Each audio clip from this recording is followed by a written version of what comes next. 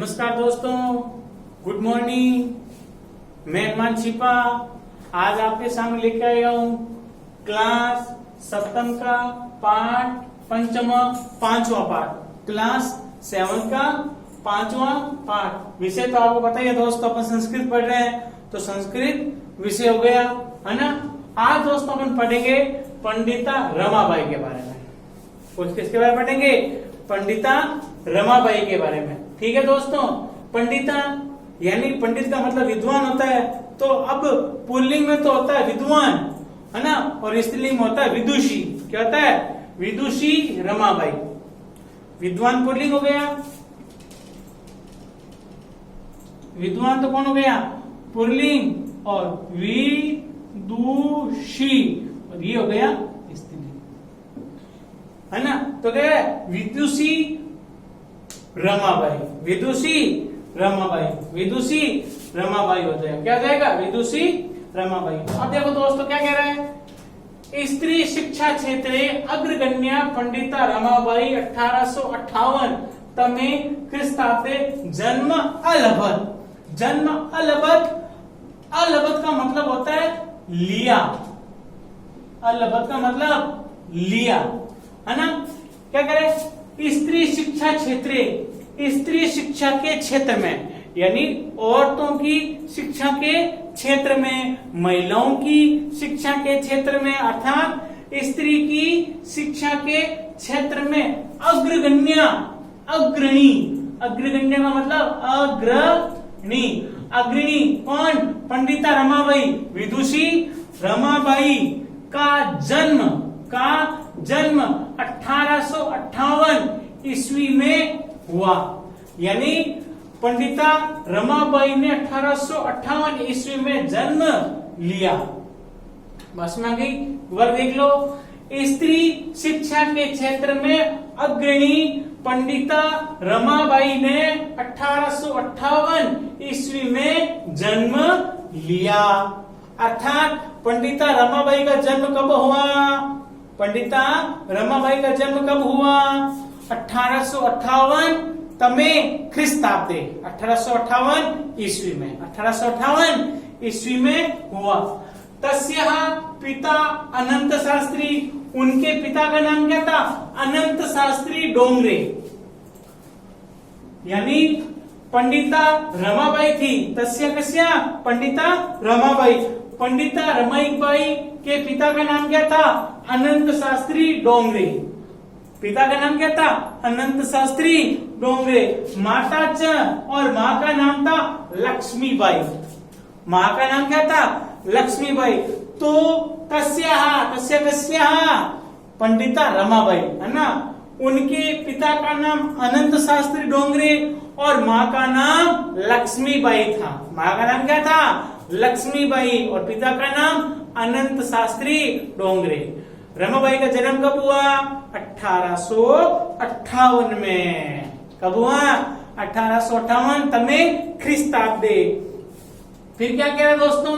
तस्मिन काले, उस समय, तस्मिन काले उस समय, तस्मिन काले उस समय स्त्री शिक्षा या स्थिति चिंतनीय आसीत। यानी जिस समय रमाबाई का जन्म हुआ, 1858 जन्म हुआ, 1858 की ईस्वी में स्त्री शिक्षा की जो स्थिति, मतलब स्त्रियों की जो शिक्षा की जो स्थिति थी, वो स्थिति चिंतनीय, मतलब स्त्री शिक्षा अच्छी नहीं थी, अर्थात स्त्रियों को पढ़ाया नहीं जाता था। कब? 1858 की, 58 में उनका जन्म हुआ, 58 62 हो गया, है ना। जब उन रमाबाई का जन्म हुआ उस समय स्त्रियों की जो शिक्षा थी, स्त्रियों को जो पढ़ा लिखाना था वो अच्छा नहीं था, मतलब स्त्री शिक्षा उस समय चिंतनीय थी, सोचनीय थी, यानी औरतों को पढ़ाया नहीं जाता था।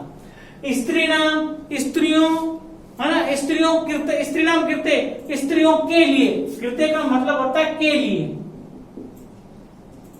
स्त्रियों के लिए संस्कृत शिक्षण प्राय प्रचलिता न आसीत, और स्त्रियों के लिए संस्कृत शिक्षण लगभग प्रचलित ही नहीं था। अर्थात स्त्रियों को संस्कृत पढ़ाई ही नहीं जाती थी, स्त्रियों को संस्कृत पढ़ाई ही नहीं जाती थी। किंतु डोंगरे रूढ़ि बदाम धारणाम परित्यज्य स्वपत्नीम संस्कृतम अध्यापक, यानी किंतु लेकिन, किंतु का मतलब होता है लेकिन, किंतु का मतलब लेकिन डोंगरी ने रूढ़िबद्ध धारणा, रूढ़िवादी तो पौराणिक बातें है ना, रूढ़िवादी धारणा को परित्यज्य का मतलब होता है छोड़कर, परित्यज्य का मतलब क्या होता है छोड़कर, परित्यज्य मतलब छोड़कर, स्वपत्नी अपनी पत्नी को संस्कृतम अध्यापक, अध्यापक का मतलब होता है पढ़ाया, है ना। यानी डोंगरे ने रूढ़िवादी धारणा को छोड़कर अपनी पत्नी को संस्कृत पढ़ाई, अपनी पत्नी को क्या पढ़ाई, संस्कृत पढ़ाई, है ना। अपनी पत्नी को किसने संस्कृत पढ़ाई, अनंत शास्त्री डोंगरी ने, किसको छोड़कर, रूढ़िवादी धारणा को छोड़कर।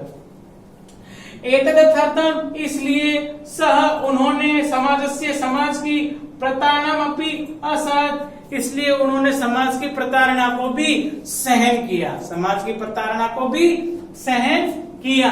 अनंतरम, इसके बाद रमाबाई अपनी स्वमातु संस्कृतम शिक्षा प्राप्त की। दोस्तों प्राप्तवती में प्रत्यय कौन सा है, तवतु प्रत्यय है। कौन सा प्रत्यय है, तवतु, जिसके अंत में तवत हो, जिसके अंत में क्या हो, तवत हो, तो वहां पे प्रत्यय होता है तवतु, जिसके अंत में तवत हो वहां पे प्रत्यय होता है तवतु। कह रहे हैं अनंतरम, इसके बाद रमाबाई ने भी स्वमातु अपनी माता से संस्कृत शिक्षा प्राप्तवती, संस्कृत शिक्षा प्राप्त की। तो रमाबाई ने किससे संस्कृत शिक्षा प्राप्त की, अपनी माँ से। माँ का नाम क्या था, लक्ष्मीबाई, माँ का नाम क्या था, लक्ष्मीबाई था। किसका नाम लक्ष्मीबाई था, रमा की माँ का नाम और अनंत शास्त्री डोंगरे की पत्नी का नाम, है ना। फिर क्या करा, काल क्रमेण रमाया पिता विपन्न संजाता। विपन्न का मतलब होता है निर्धन यानी गरीब। तो क्या करे, समय के अनुसार रमा के पिता निर्धन हो गए, संजाता हो गए। समय के अनुसार रमा के पिता क्या हो गए, निर्धन हो गए। तस्याः पितरौ ज्येष्ठ भगिनी का मतलब होता है बहन, है ना, बहन या बहन, है ना। तस्या पितरौ का मतलब होता है दोस्तों माता और पिता, है ना। तस्याः पितरौ उसके पिता, ज्येष्ठ भगिनी बड़ी बहन, दुर्भिक्ष पीड़िता दिवंगत, दुर्भिक्ष यानी अकाल से पीड़ित होकर दिवंगत मर गए। यानी कि उसके पिता बड़ी बहन, उसके पिता और बड़ी बहन अकाल में पीड़ित होकर दिवंगत मर गए अर्थात मृत्यु को प्राप्त हो गए। उसके पिता और बड़ी बहन अकाल से पीड़ित होकर मर गए, अकाल से। तो उसके पिता और बड़ी बहन की मृत्यु किससे हुई, अकाल से हुई, है ना। फिर तदंतरम उसके बाद रमा स्वज्येष्ठ भ्रात्रा सह पदभ्याम समग्र भारतम अभ्रमत। अभ्रमत का मतलब होता है भूमि, अभ्रमत का मतलब क्या होता है, भूमि। धातु कौन सी होती है, ब्रह्म, है ना। लकार कौन सा है, ये लंग लकार। उसके बाद रमा अपने बड़े भाई के साथ पैदल ही संपूर्ण भारत का भ्रमण किया। अब घूमी, है ना। उसके बाद रमा अपने बड़े भाई के साथ पैदल ही संपूर्ण भारत पर घूमी, संपूर्ण भारत घूमी। भ्रमण के समय में सा वह कोलकाता प्राप्त। घूमते घूमते वो कहाँ पहुंची, कोलकाता पहुंची। कहाँ पहुंची, कोलकाता। कौन पहुंची, रमाबाई। किसके साथ घूमते घूमते, अपने बड़े भाई के साथ। संस्कृत वैदुष्येण सा तथा पंडिता सरस्वती च इति उपाध्येभ्याम विभूषिता। विभूषिता का मतलब होता है सुशोभित हुई।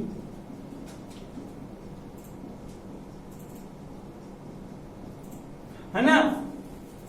संस्कृत विद्वता के कारण से वह वहां पंडिता और सरस्वती इन दो उपाधियों से सुशोभित हुई।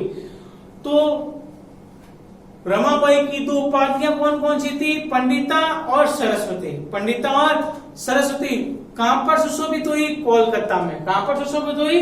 कोलकाता में। फिर तत्रैव वहीं पर सा ब्रह्म समाजेन प्रभाविता वेदाध्ययनम अकरोत्।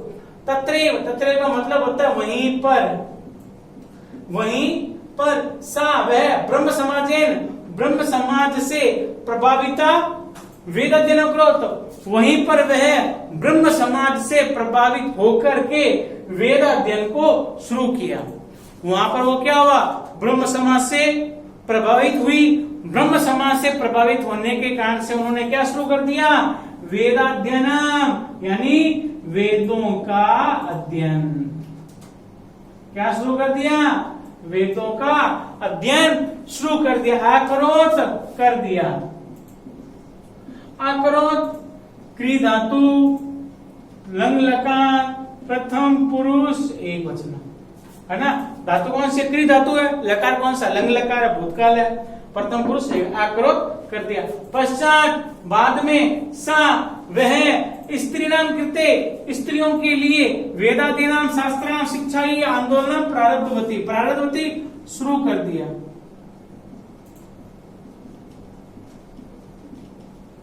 क्या करे? उसके बाद उन्होंने स्त्रियों के लिए, कृत्य का मतलब होता है के लिए, कृत्य का मतलब क्या होता है? के लिए। उसके बाद उन्होंने स्त्रियों के लिए वेदों का अध्ययन, शास्त्राणाम शिक्षा ही, शास्त्रों की शिक्षा के लिए, शिक्षा यही, शिक्षा के लिए, शास्त्रों की शिक्षा के लिए आंदोलन प्रारब्धवती, आंदोलन शुरू कर दिया। उसके बाद उन्होंने स्त्रियों के लिए वेद आदि शास्त्रों की शिक्षा के लिए आंदोलन शुरू कर दिया। किसने आंदोलन शुरू कर दिया वेद आदियों के लिए? रमाबाई ने। कहां पर शुरू कर दिया था? कोलकाता में। आगे बात समझ में दोस्तों, अपन पढ़ रहे थे दोस्तों रमाबाई। अगला पैराग्राफ क्या कह रहा है? 1880 तमे ख्रीस्ताब्दे सा विपिन बिहारी दासेन सह बांकीपुर न्यायालय विवाहम अकरोत्। यानी सन 1880 ईस्वी में, 1880 ईस्वी में सा उन्होंने किन्होंने? रमाबाई ने। उन्होंने किसने? रमाबाई ने विपिन बिहारी दास मोदे के साथ, स का मतलब साथ, बांकीपुर न्यायालय में विवाह किया। यानी कि रमाबाई ने किसके साथ कब विवाह किया और कहां किया? तो रमाबाई ने 1880 में विवाह किया। कब किया? 1880 में विवाह किया। किसके साथ किया? विपिन बिहारी दास के साथ। किसके साथ? विपिन बिहारी दास के साथ किया था। कहां पर किया था? बांकीपुर न्यायालय में किया। बस में अभी आपसे पूछ लिया रमाबाई ने विवाह कब किया? 1880 में किया। किसके साथ किया? किसके साथ किया? बांकीपुर, सॉरी, विपिन बिहारी दास के साथ किया। कहां पर किया? बांकीपुर न्यायालय में किया। किसके साथ किया था? विपिन बिहारी दास के साथ। किसके साथ? विपिन बिहारी दास के साथ विवाह किया। कहां किया? कहां पर किया था? बांकीपुर न्यायालय में। फिर सात एक वर्षात अनंतरम तस्या पति दिवंगतः, अनंतरम बाद के बाद क्या कह रहा है? सात एक वर्षात, मतलब सात का मतलब होता है आधा, एक का मतलब होता है एक, मतलब 1.5 वर्ष के बाद, वर्षात यानी बाद, वर्ष साल हो गया, तो कह रहे 1.5 वर्ष के बाद तस्य पति ही, उसके पति दिवंगतः मर गए, अर्थात स्वर्ग सिधार गए। यानी उसकी शादी के 1.5 वर्ष के बाद में, उसकी शादी के, उसकी किसकी? रमाबाई की शादी के 1.5 वर्ष के बाद में विपिन बिहारी दास की मृत्यु हो गई। विपिन बिहारी दास की मृत्यु कब हुई? शादी के 1.5 वर्ष के बाद। शादी के 1.5 वर्ष के बाद में विपिन दास महोदय की मृत्यु हो गई। तो कह रहा है 1.5 वर्ष के बाद उनके पिता, उनके पति की मृत्यु हो गई। उनके पति की क्या हो गई? मृत्यु हो गई। तदंतरम स पुत्र्या मनोरमया सह भूमि महाराष्ट्रम प्रत्यागच्छत्। प्रत्यागच्छत् लौट आई।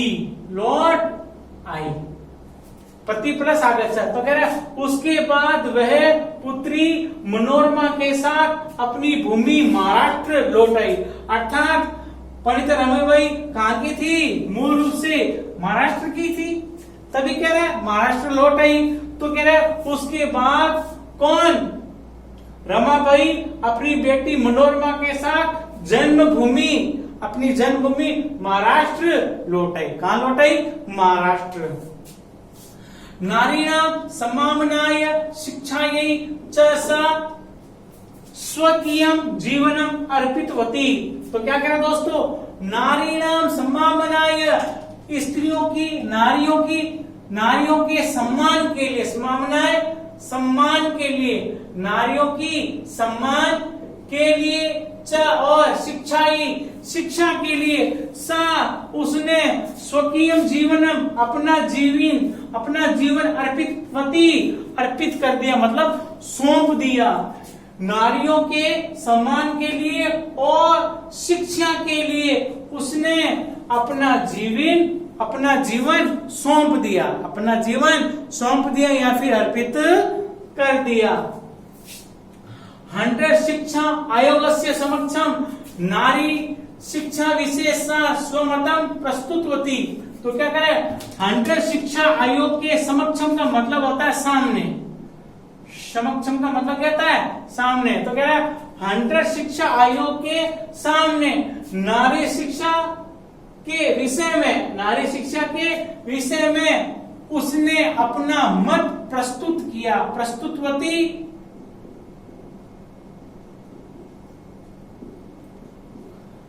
तो प्रश्न क्या बनेगा?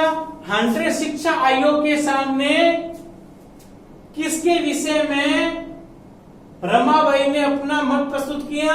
नारी शिक्षा के विषय में। और यूं भी बनता है किस आयोग के सामने? हंटर शिक्षा आयोग के सामने, है ना। नारी शिक्षा के विषय में किसने अपना मत प्रस्तुत किया? सा कौन? रमाबाई। यहाँ पे सा किसके लिए है? रमाबाई के लिए। तो कह रहा है हंटर शिक्षा आयोग के सामने नारी शिक्षा के विषय में रमाबाई ने अपना मत प्रस्तुत किया। सा उच्च शिक्षार्थम इंग्लैंड देशम गतवती। तो यहाँ पे प्रत्यय कौन सा है दोस्तों? भी बताया मैंने था पहले, तवतु प्रत्यय। जिसके अंत में तवत हो तो प्रत्यय कौन सा होगा? तवतु। वह उच्च शिक्षा के लिए इंग्लैंड देश गई। कौन उच्च शिक्षा के लिए इंग्लैंड देश गई? रमाबाई उच्च शिक्षा के लिए इंग्लैंड देश गई। तत्र यानी वहां। अब वहां कहा? इंग्लैंड। अब यहाँ पे तत्र का मतलब वहां का इंग्लैंड। ईसाई धर्म से स्त्री विषय में उत्तम विचार प्रभाविता। तत्र यानी वहां का इंग्लैंड। वहां ईसाई धर्म के स्त्री विषयक उत्तम विचारों से वह प्रभावित हुई। यानी जब वो इंग्लैंड देश गई तो इंग्लैंड देश में ईसाई धर्म के स्त्री विषयक उत्तम जो विचार थे उन विचारों से वो प्रभावित हुई। कौन प्रभावित हुई? रमाबाई। कहां पर हुई? इंग्लैंड में। किनके विचारों के द्वारा? ईसाई स्त्री विषयक विचार, उत्तम श्रेष्ठ विचारों से वो प्रभावित हुई। इंग्लैंड देशात रमाबाई अमेरिका देशम आगच्छत्। इंग्लैंड देश से रमाबाई अमेरिका देश चली गई। महाराष्ट्र से इंग्लैंड गई और इंग्लैंड से अमेरिका चली गई। कौन? रमाबाई। महाराष्ट्र से कहां गई? इंग्लैंड गई उच्च शिक्षा के लिए, और इंग्लैंड से वो कहां गई? अमेरिका चली गई। तत्र सा भारतस्य विधवा स्त्रीणां सहायतार्थम् अर्थसञ्चयम् अकरोत्। तत्र यानी वहां का अमेरिका देश। तो कह रहा है वहां उन्होंने भारत की विधवा स्त्रियों की सहायता के लिए अर्थ संचयन यानी पैसा इकट्ठा करना यानी वहां उन्होंने भारत की विधवा स्त्रियों की सहायता के लिए पैसा इकट्ठा करने का कार्य किया। अकरोध का मतलब होता है किया। तो विधवा स्त्रियों के लिए पैसा इकट्ठे करने का कार्य किसने किया? रमाबाई ने किया। कहां पर किया? अमेरिका में किया। किसके लिए किया? विधवा औरतों के लिए, विधवा स्त्रियों के लिए, है ना। विधवा स्त्रियों की सहायता के लिए उन्होंने वहां पर अर्थ संचयन धन इकट्ठा किया। भारतम प्रत्यागत्य मुंबई नगरे सा शारदा सदनम स्थापना की यानी भारत आकर के मुंबई नगर में उन्होंने शारदा सदन की स्थापना की। तो प्रश्न आएगा शारदा सदन की स्थापना किसने की? रमाबाई ने की। कहां पर की? मुंबई नगर में की, है ना। कहां से आकर की? अमेरिका से आकर की। रमाबाई अमेरिका से वापस भारत में आकर के मुंबई नगर में शारदा सदन की स्थापना की। किस सदन की स्थापना की? शारदा सदन की स्थापना की। अस्मिन आश्रम में निस्साया स्त्रय निवसन्ति स्म। निस्साया का मतलब होता है बेसहारा। निस्सहाय का मतलब क्या होता है? बेसहारा। इस आश्रम में बेसहारा स्त्रिय निवसंती का मतलब होता है रहती थी। निवसंती स्म यानी रहती थी। तो कह रहा है इस आश्रम में बेसहारा स्त्रियां रहती थी। फिर क्या कह रहा है? तत्र स्त्रय मुद्रण टंगन काष्ठकलादीनांच प्रशिक्षणमपि लभन्ते स्म प्राप्त करती थी। तो क्या कह रहा है? तत्र यानी वहां कहा? शारदा सदन में, है ना। शारदा सदन में स्त्रियां मुद्रण यानी छापना, टंकन, काष्ठकलादीनांच काष्ठ यानी लकड़ी पर काष्ठकला आदि का प्रशिक्षण भी लभन्ते स्म प्राप्त करती थी। यानी वहां पर शारदा सदन में स्त्रियां, है ना, छापना, टंकन और काष्ठकला आदि का प्रशिक्षण भी प्राप्त करती थी। यानी वहां पे वो ट्रेनिंग भी लेती थी। छापना, टंकन, है ना, काष्ठकला आदि। काष्ठकला यानी जो लकड़ी की कलाएं होती है ना, उसका भी वो प्रशिक्षण वहां पर प्राप्त करती थी। कहां पर? शारदा सदन में। शारदा सदन कहाँ है? मुंबई में। परम लेकिन इदम यह सदन पुणे नगरे स्थानांतरितम जातम। अब इसका क्या हो गया? स्थानांतरण। इंग्लिश में होगा ट्रांसफर, स्थानांतरण। लेकिन अब इस सदन का स्थानांतरण कहाँ हो गया? पुणे नगर में। अब ये मुंबई से कहां चला गया? पुणे में। कौन चला गया? शारदा सदन मुंबई से पुणे में इसका स्थानांतरित हो गया। ततः वहां से पुणे नगर से समीपे, वहां पुणे नगर के पास में केड़गांव स्थान है। केड़गांव नामक स्थान पर मुक्ति मिशन नाम संस्थान तय स्थापित। अब क्या करें? पुणे नगर में शारदा सदन का स्थानांतरण हो गया। फिर वो क्या कहता है? तथा वहां से पुणे नगर के पास में केड़ गांव है। कौन सा गांव है? केड़ गांव है। उस केड़ गांव नामक स्थान पर मुक्ति मिशन नामक संस्था की स्थापना की गई। तया उसके द्वारा, उसके किसके द्वारा? रमाबाई के द्वारा। रमाबाई के द्वारा केड़ गांव में किसकी स्थापना की गई? मुक्ति मिशन की। मुक्ति मिशन की स्थापना कहां की गई?